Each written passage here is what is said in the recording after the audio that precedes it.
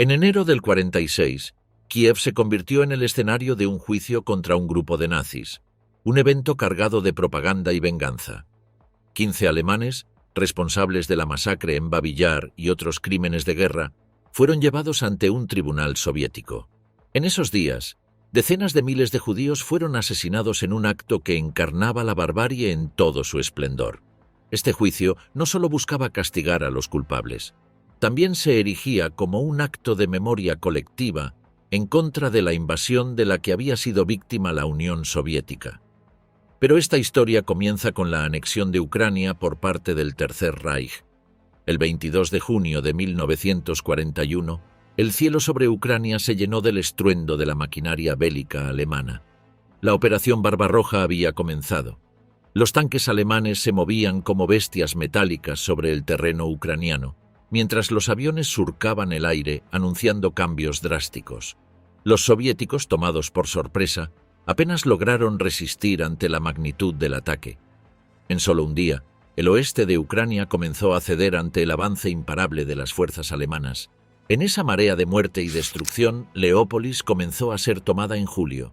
Agosto fue testigo de la brutalidad del avance alemán, cuando tras encerrar a las tropas soviéticas en la batalla de Uman, los soldados alemanes se abrieron camino hacia el corazón de Ucrania.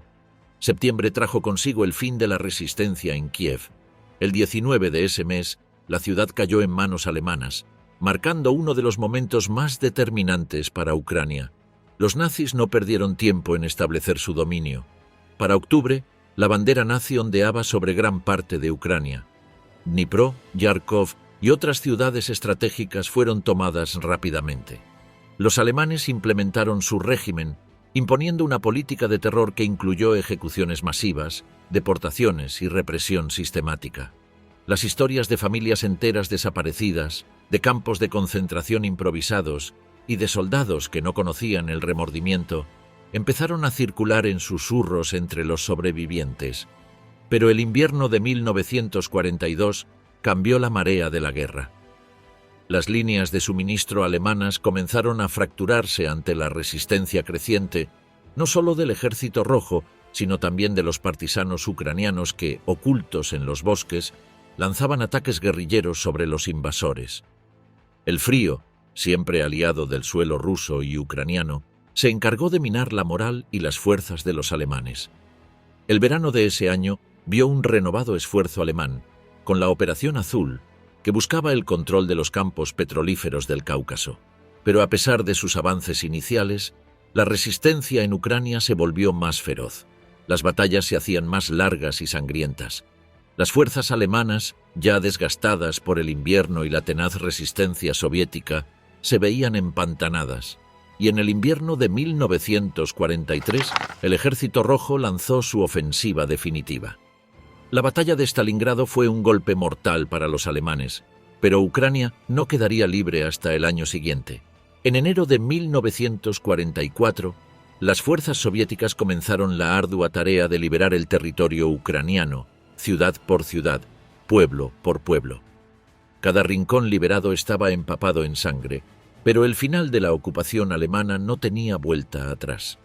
Para marzo, las tropas soviéticas avanzaban con fuerza, recapturando las ciudades que habían sido sometidas a la dominación nacionalsocialista. La liberación total llegaría a finales de 1944, aunque pequeñas fuerzas alemanas seguirían luchando en sus últimos suspiros hasta mayo de 1945. Para enero de 1946, el frío abrazaba la ciudad de Kiev, pero no lograba enfriar los ánimos que se agitaban en los tribunales soviéticos. Allí, en ese espacio sombrío y cargado de tensiones, se desarrollaba un espectáculo que algunos compararían, no sin cierta ironía, con los juicios de Nuremberg. Aunque, claro, en el estilo soviético todo parecía más brutal, más rígido. La justicia, en esta ocasión, tenía un fuerte sabor a venganza, y nadie escondía ese hecho.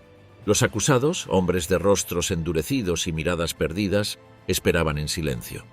Eran en su mayoría alemanes, pero también había algunos ucranianos colaboracionistas, traidores que habían ayudado al Tercer Reich invasor a masacrar a sus propios compatriotas.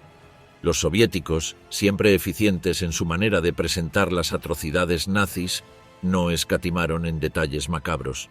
Las evidencias eran abrumadoras, tanto como la sangre que los acusados pretendían ignorar. Archivos de los asesinatos, fotografías de fosas comunes y testimonios desgarradores de aquellos que habían sobrevivido lo imposible. Las víctimas, ahora testigos, subían al estrado con el peso de la historia sobre sus hombros, contando, una y otra vez, cómo los nazis, con la ayuda de sus cómplices locales, se habían llevado a niños, ancianos, madres y padres, y los habían fusilado como si fueran poco más que ganado. Como era de esperarse, los soviéticos, orgullosos de su sistema de justicia y sus ideales de igualdad socialista, no iban a dejar que estos crímenes quedaran sin castigo. La importancia de estos juicios, sin embargo, no residía únicamente en la justicia inmediata. Los soviéticos buscaban algo más, una narrativa que consolidara su papel como las verdaderas víctimas del nacionalsocialismo y como los vencedores de la guerra. Mientras en Nuremberg se discutían conceptos abstractos como crímenes contra la humanidad, en Kiev se hablaba de la sangre derramada en suelo propio. Los crímenes contra los ucranianos no eran algo que se discutiera en términos de derecho internacional, eran crímenes contra la patria soviética, y eso requería un tipo diferente de justicia, una que se escribía en el rostro de cada uno de los ejecutados. A diferencia de los juicios de Nuremberg, aquí no había espacio para la duda o la diplomacia entre potencias. No, en Kiev, la sentencia sería rápida y pública. Al fin y al cabo, para el régimen soviético, estos hombres no merecían más que un final humillante y ejemplar. Y así fue. La final de aquellos esbirros fue la ejecución pública. El régimen soviético, siempre tan eficiente en su manejo de la propaganda, se aseguró de que estos juicios fueran recordados como un momento clave en la historia de la posguerra.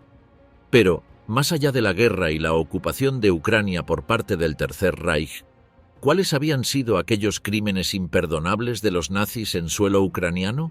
No fueron pocos, mucho menos insignificantes. Los alemanes no solo llevaron a cabo uno de los genocidios más conocidos del Holocausto, sino que impusieron el terror como forma de vida en aquellas tierras eslavas. Barranco de Muerte, la tragedia silenciada de Babi Yar. Para empezar con los insumos que justificaron los juicios del 46, la masacre de Babi Yar fue un evento que dejó una marca indeleble en la historia de Ucrania y del Holocausto. Ocurrió durante 2 días, desde el 29 hasta el 30 de septiembre de 1941, en un barranco cercano a Kiev. Este episodio se ha convertido en uno de los ejemplos más notorios y citados de los asesinatos masivos llevados a cabo por la Alemania nazi. Tras la invasión alemana de la Unión Soviética, en junio de 1941, se implementó una campaña sistemática para exterminar a la población judía en los territorios ocupados. En Kiev, antes de la masacre, aproximadamente 224.000 judíos habitaban la ciudad. Sin embargo, muchos ya habían huido o habían sido evacuados ante el avance de las fuerzas alemanas. Para finales de septiembre de 1941, solo quedaban alrededor de 33.771 judíos en la ciudad, cuando el régimen nazi emitió órdenes para que se presentaran en Babi Yar, ostensiblemente para su reubicación o trabajos forzados. El detonante inmediato de la masacre fue una serie de explosiones que se produjeron el 24 de septiembre, que dañaron el cuartel general militar alemán en Kiev. Los nazis, casi de inmediato, culparon a la población judía de la ciudad por estos ataques. En represalia, decidieron llevar a cabo ejecuciones masivas como forma de castigo colectivo y venganza contra los judíos. En la mañana del 26 de septiembre se pegaron avisos por toda Kiev ordenando a los judíos que se reunieran en Babi Yar con sus pertenencias, bajo amenaza de muerte. Muchos de ellos, engañados por la promesa de una evacuación segura, obedecieron las órdenes sin imaginar el destino que les esperaba. El 29 de septiembre, a lo largo de la mañana, grupos de judíos fueron llevados a la fuerza hacia aquel barranco cercano a la ciudad. Una vez allí, fueron obligados a desnudarse, humillados en su última hora. Los recuerdos de aquellos que sobrevivieron a la carnicería son escalofriantes. Hombres, mujeres y niños fueron alineados en el borde del barranco, enfrentándose a su inminente ejecución. Los miembros de los Einsatzgruppen, junto a la policía auxiliar local, dispararon sin piedad. Las balas silbaron y resonaron, convirtiendo el lugar en un eco de desesperación y horror. Durante un periodo aproximado de 36 horas, las víctimas fueron ejecutadas en masa, con sus cuerpos cayendo en capas en las tumbas poco profundas que habían sido su lecho final. La brutalidad de los métodos de ejecución fue impresionante. Las víctimas eran acribilladas con ametralladoras a quemarropa, mientras sus cuerpos se acumulaban en el fondo del barranco. Esos 2 días cayeron aproximadamente 33.771 personas, aproximadamente 13 por minuto. Pero se estima que entre 100.000 y 150.000 personas fueron asesinadas en Babi Yar a lo largo del tiempo, incluidos no solo judíos, sino también prisioneros de guerra soviéticos y gitanos. Una de las escenas más desgarradoras que describen aquellos momentos terribles es la de las familias siendo separadas, los gritos de los niños resonando en el aire mientras sus padres eran llevados a un destino del que jamás regresarían. Los días pasaron, y a medida que se intensificaban los asesinatos, la masacre de Babi Yar no solo se convertía en un lugar de muerte, sino también en un campo de exterminio.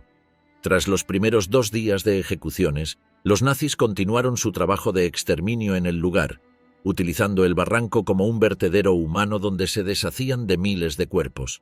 A medida que las fuerzas soviéticas avanzaban hacia Kiev, las autoridades nazis se vieron presionadas a ocultar las evidencias de sus crímenes atroces. Pero el horror no se detuvo ahí. Babi Yar se mantuvo como un sitio de ejecuciones adicionales hasta que los soviéticos recuperaron Kiev en noviembre de 1943. Con el paso de los años, se han establecido memoriales en el lugar para honrar a aquellos que perdieron sus vidas allí, aunque pasó mucho tiempo antes de que se reconociera oficialmente la identidad específica de las víctimas judías. Inicialmente, el régimen soviético evitó reconocer a la población judía como la principal víctima en Babi Yar, prefiriendo presentar a las víctimas como ciudadanos soviéticos en general. Y por supuesto, fue un evento fundamental para la condena de los alemanes en los juicios de Kiev del 46. La ocupación nazi en Ucrania, esperanza frustrada y crímenes encubiertos.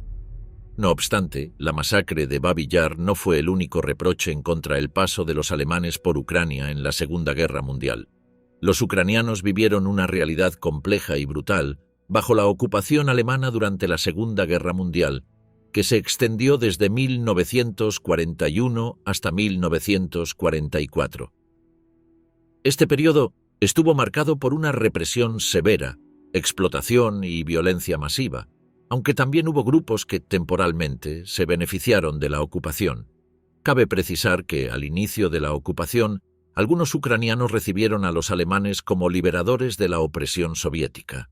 Esto fue especialmente notable en las regiones occidentales, como Galicia, donde había una creencia ferviente de que Alemania podría apoyar la independencia de Ucrania.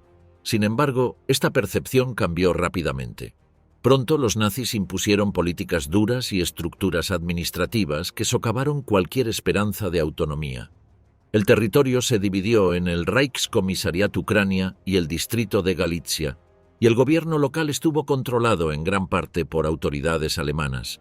La represión racial del régimen nazi fue brutal y se dirigió principalmente contra los judíos y otras minorías. Aproximadamente 1,5 millones de judíos ucranianos fueron asesinados durante el Holocausto, con ejecuciones masivas llevadas a cabo en lugares como Babi Yar. Además, alrededor de 2.200.000 ucranianos fueron forzados a trabajar en Alemania como mano de obra esclava, conocidos como Ostarbeiter, sometidos a condiciones de trabajo extremas mientras sus comunidades sufrían escasez de alimentos y degradación económica. La represión cultural era rampante, la educación estaba limitada a niveles elementales y las actividades políticas estaban severamente restringidas. Solo se permitió el funcionamiento de la Iglesia Ortodoxa ucraniana, aunque bajo estrictos controles. La administración nazi se centró en extraer recursos para su colosal esfuerzo bélico, lo que condujo a una pobreza y sufrimiento generalizados entre la población local. Mientras muchos ucranianos sufrían bajo la ocupación, algunos grupos intentaron colaborar con los nazis con la esperanza de alcanzar sus objetivos nacionales, Organizaciones como la Organización de Nacionalistas Ucranianos cooperaron inicialmente con las fuerzas alemanas, pero enfrentaron severas represalias una vez que sus ambiciones políticas se hicieron evidentes. Las facciones dentro de esa organización, como la OUNM y la OUNB, tenían enfoques diferentes respecto a la colaboración y la resistencia. Algunos ucranianos participaron en fuerzas auxiliares de policía o unidades militares alineadas con los nazis, cometiendo actos de violencia contra judíos y polacos como parte de conflictos étnicos más amplios alimentados por sentimientos nacionalistas. Esta colaboración frecuentemente implicaba la comisión de crímenes de guerra, incluyendo la participación en masacres durante el Holocausto.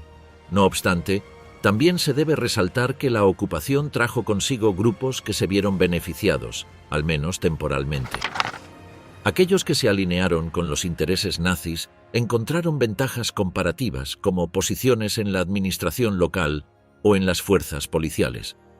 Algunos miembros de grupos nacionalistas creían que la colaboración podría conducir a una mayor autonomía o independencia para Ucrania. Sin embargo, la mayoría de la población enfrentaba terribles desventajas. La comunidad judía se encontraba en una situación de exterminio, mientras los demás sufrían debido al trabajo forzado, la escasez de alimentos y la represión cultural, y la economía se deterioró significativamente debido a la extracción de recursos para el esfuerzo bélico alemán.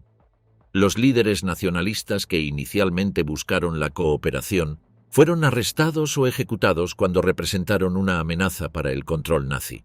A medida que avanzaba la guerra, la situación se tornaba cada vez más desesperante. La brutalidad de las fuerzas de ocupación alemanas se volvía cada vez más evidente, y la idea de que los alemanes eran liberadores se desvanecía en medio de la opresión y el terror. Durante la ocupación alemana, los nazis emplearon diversas estrategias para encubrir sus crímenes contra la humanidad, en particular el Holocausto y las masacres de judíos y otros grupos. Sus esfuerzos fueron impulsados por el deseo de mantener el control y suprimir la disidencia, así como de evitar la atención internacional. Una de las tácticas más eficaces fue el uso de colaboradores locales, que ya han sido desarrollados y que ayudaron a facilitar la captura y ejecución de judíos y otros enemigos percibidos. De este modo, los nazis pudieron distanciarse de la implicación directa en estas atrocidades. Esta colaboración fue crucial para crear una fachada de apoyo local a las políticas nazis, que podían presentar como alineadas con los intereses locales. A su vez, el régimen nazi difundió propaganda que retrataba sus acciones como necesarias para mantener el orden y combatir el bolchevismo. Al enmarcar su ocupación como una liberación de la opresión soviética, los nazis intentaron cultivar una narrativa que justificara sus brutales políticas. Esto incluyó la creación de comités ucranianos, que actuaban como intermediarios entre las autoridades alemanas y las poblaciones locales, promoviendo la idea de que los alemanes eran aliados en la lucha contra el comunismo. Los nazis también se dedicaron a la eliminación física de pruebas relacionadas con sus crímenes. Las fosas comunes a veces eran ocultadas o destruidas después de las ejecuciones, especialmente en áreas donde se habían producido asesinatos a gran escala. A medida que la guerra avanzaba, las Einsatzgruppen intentaban cubrir las fosas comunes o al menos trasladar los cuerpos para obscurecer la magnitud de sus acciones. La censura y el control de la información fueron otras herramientas en su arsenal. Las autoridades de ocupación impusieron una estricta censura en los medios locales y las comunicaciones. Cualquier disidencia o reportes sobre las atrocidades cometidas por las fuerzas alemanas eran castigados severamente. Esta supresión de la información tenía como objetivo evitar la conciencia pública sobre la extensión de los crímenes nazis, tanto a nivel local como internacional. La ocupación se volvió más opresiva conforme avanzaban las campañas militares y las estrategias de encubrimiento de los nazis revelaban una profunda preocupación por la posible resistencia, tanto de la población local como de los partisanos. Temían que el conocimiento de sus atrocidades pudiera incitar levantamientos o movimientos de resistencia organizados. Por eso, tomaron medidas extremas para reprimir cualquier signo de disidencia, incluyendo la ejecución de sospechosos de ser partisanos y colaboradores que se opusieran a su régimen. El temor a la reacción internacional también pesaba sobre las decisiones de los nazis. Sabían que, si los detalles de sus políticas genocidas se conocían ampliamente, podría haber una reacción mayor que la guerra misma, que pusiera en peligro sus esfuerzos bélicos. Por ello, al encubrir sus crímenes, buscaban evitar condenas que pudieran amenazar su autoridad. También se debe destacar que no siempre fueron exitosos en estas tareas de encubrimiento. Obediencia y muerte. Los ecos de Babi Yar en el Tribunal de Kiev. Volviendo al tema principal, el juicio conocido como el Nuremberg de Kiev desenterró de las profundidades del alma humana viejos argumentos que, aunque desgastados por la historia, no habían perdido su capacidad para reverberar en las frías paredes de la justicia. Los acusados, hombres cuyas caras endurecidas por la guerra no dejaban entrever el menor rastro de humanidad, se aferraban a una defensa tan antigua como absurda. «Solo seguíamos órdenes», una frase que, de alguna manera, buscaba ampararlos bajo la sombría sombra de la obediencia ciega, como si solo fueran el engranaje de una máquina donde eran otras piezas las que pensaban y organizaban los crímenes. Siempre que se usa este argumento, termina en lo mismo.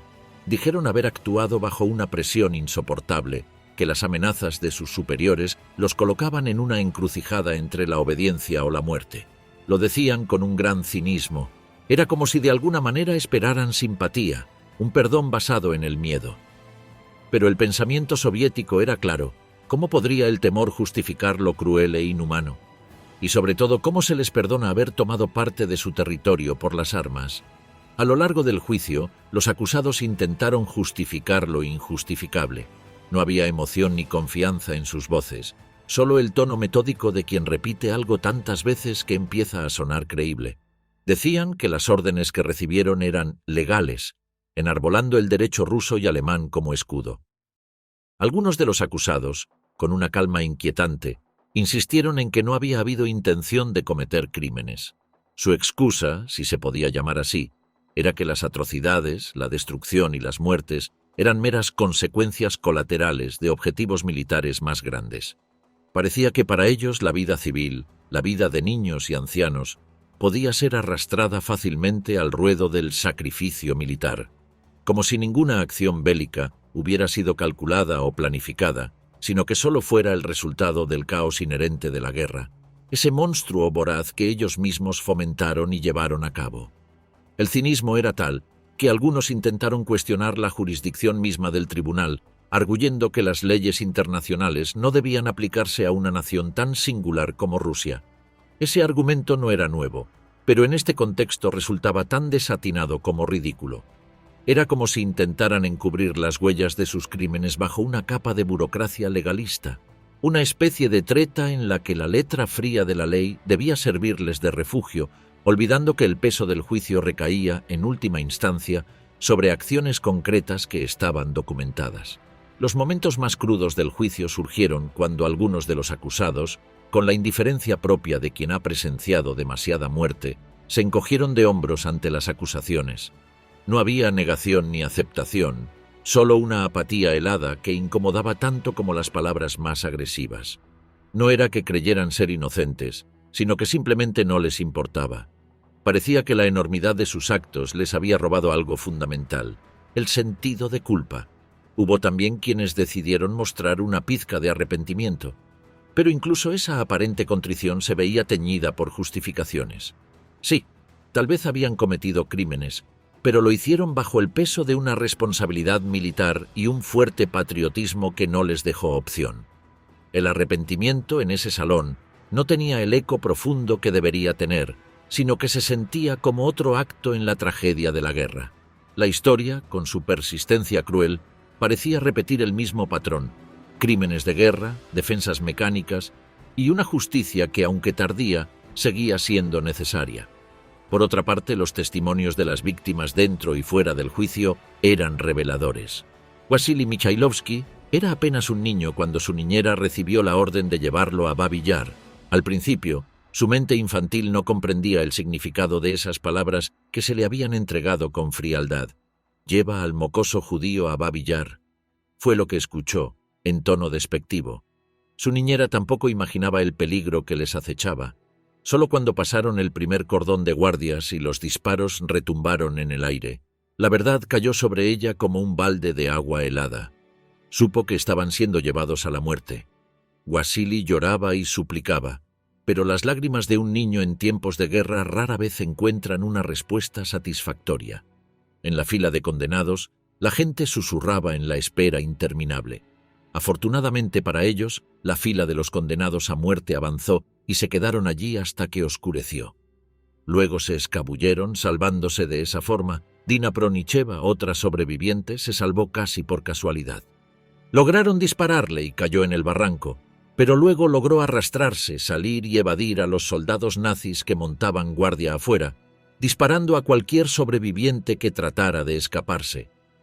Según sus palabras, cada vez veía un nuevo grupo de hombres y mujeres, ancianos y niños que eran obligados a quitarse la ropa. Todos eran llevados hacia un pozo abierto donde les disparaban. Entonces traían otro grupo. Con mis propios ojos vi ese horror. Aunque yo no estaba cerca del pozo, escuchaba los espantosos gritos de pánico y las voces suaves de los niños clamando: «¡Mamá! ¡Mamá!». Nadie escapaba a ese destino. La muerte, que en tiempos normales llega en silencio, allí caía a gritos, a ráfagas de balas que devoraban cuerpos sin ningún atisbo de humanidad. Elena Borodiansky-Knish estaba entre los que cayeron al pozo, pero ella y su hija, como por obra de un auténtico milagro, no fueron alcanzadas por las balas. Se lanzaron entre los cadáveres, aquellos cuerpos sin vida que apenas minutos antes caminaban a su lado. Permanecieron inmóviles, rodeadas por el hedor de la muerte, esperando que el estruendo cesara y que los nazis se fueran. Mientras la luz del día empezaba a desvanecerse, Elena comprendió que la línea entre la vida y la muerte podía ser tan delgada como el silencio de un disparo que no llegó a tocarla. De la vida, sino también de sus últimas posesiones.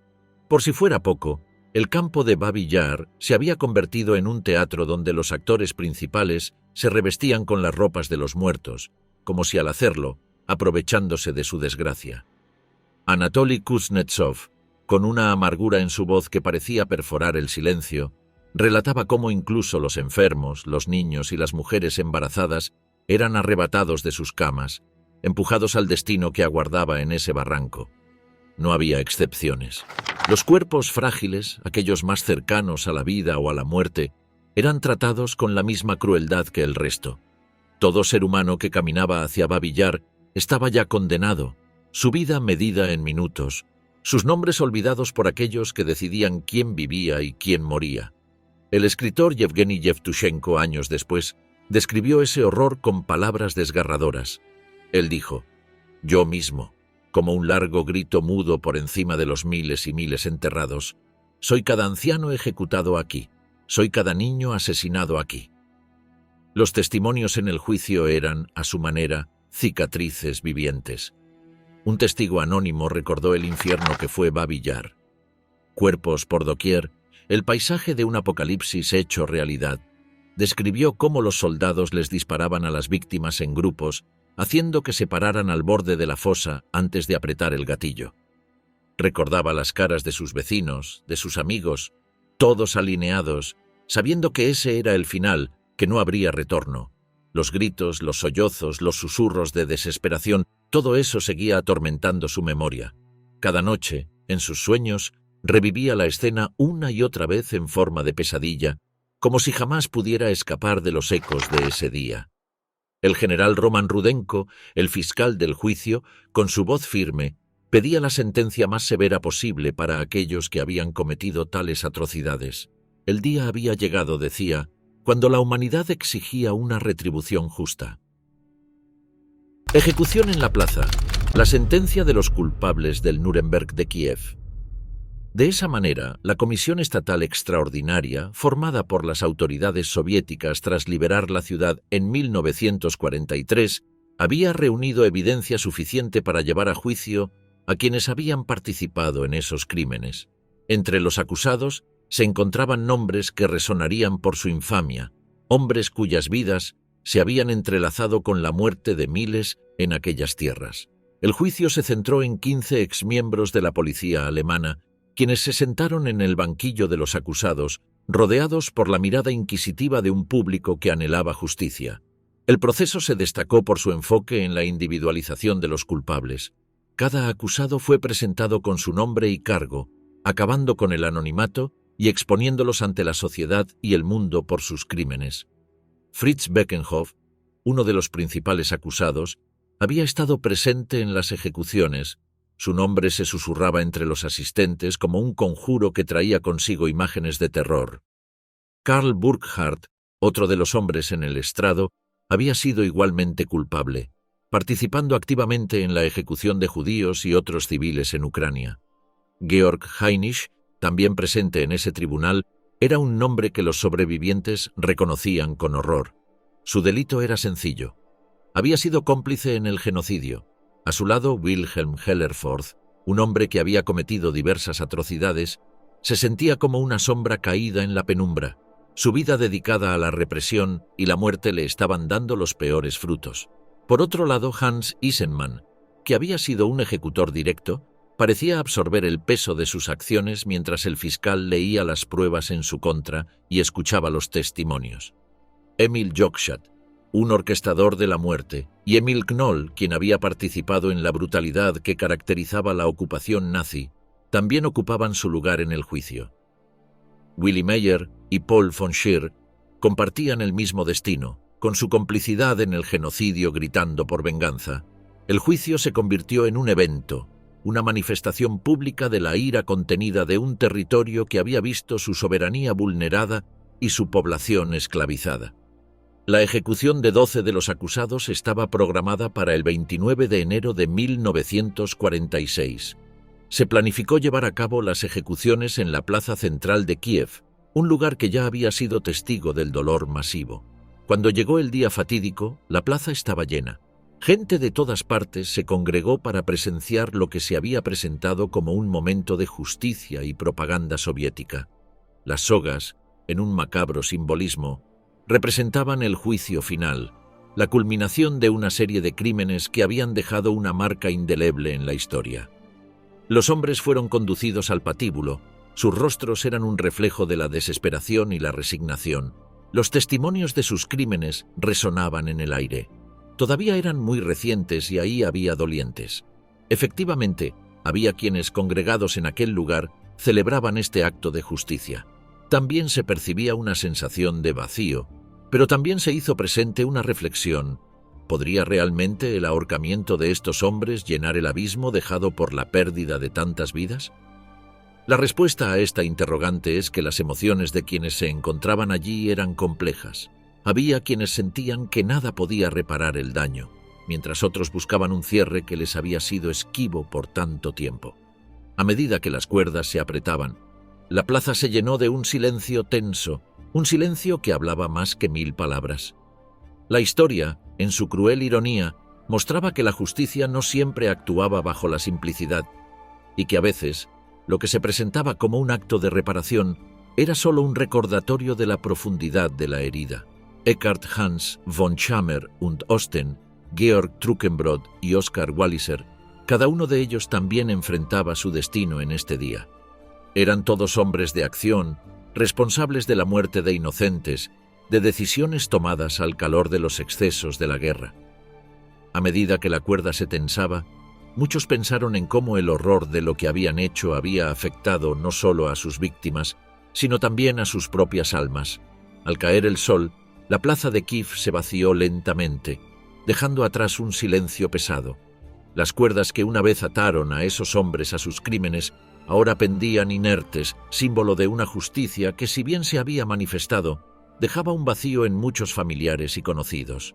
La ejecución de aquellos 12 hombres no borró el dolor ni deshizo el pasado, simplemente agregó otra capa a la compleja narrativa de sufrimiento que había caracterizado a Ucrania durante esos años oscuros. Las historias de Babi Yar seguirían contándose.